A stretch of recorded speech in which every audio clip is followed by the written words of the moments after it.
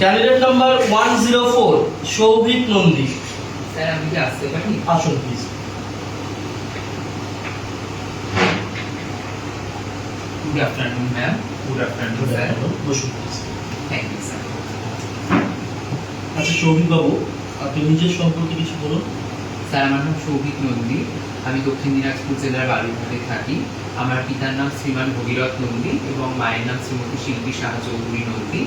আমার highest qualification 2024 সালে Balurghat college থেকে ইংরেজি বিষয়ে আমি গ্র্যাজুয়েট হয়েছি এবং আমি অবসর সময়ে আবৃত্তি পাঠ করতে ভালোবাসি এবং প্রতিটি কাজ সুমার্জিত উপায়ে করতে আমি পছন্দ করি। খুব সুন্দর।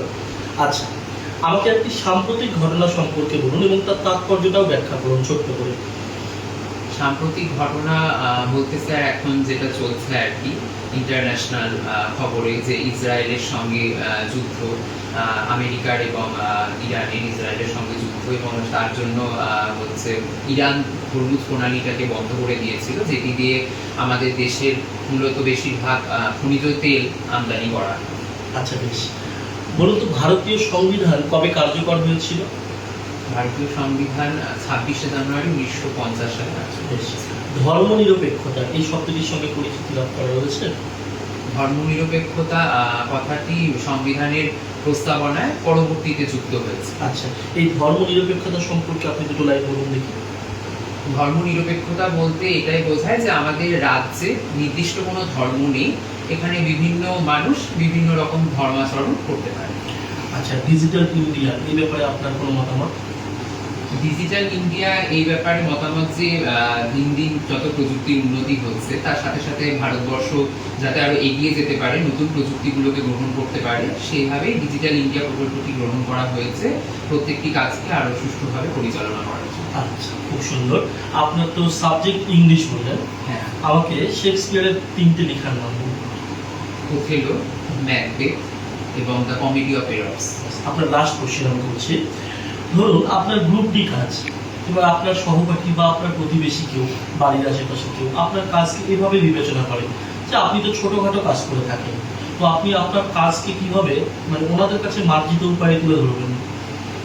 আমি আমাদের প্রতিবেশীকে প্রথমে বোঝানোর চেষ্টা করব যে গ্রুপ ডি এর কাজ মোটেই নিচু পোস্টের কাজ নয়, এটি একটি উঁচু পোস্টের কাজ এবং একটি সম্মানের সহিত কাজ, যেখানে প্রতিটি বাচ্চাকে স্কুলে এবং প্রতিটি টিচারকে সাহায্য করা হয় এবং গ্রুপ ডিকে ছাড়া স্কুলের অন্যান্য মানে শিক্ষকতা ছাড়া অন্যান্য যে কাজগুলোকে পরিচালনা করা সেগুলো যথেষ্টই কঠিন হয়ে পড়ে, সেজন্য একটি গ্রুপ ডির কাজও যথেষ্টই ভূমিকা রয়েছে। ঠিক আছে।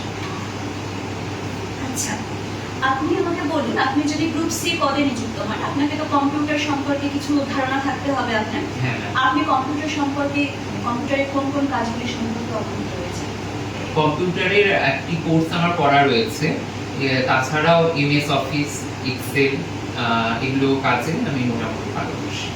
আচ্ছা, অফিসে গোপনীয়তা রক্ষা করা এই ব্যাপারটা আপনার কিরকম মনে হয়?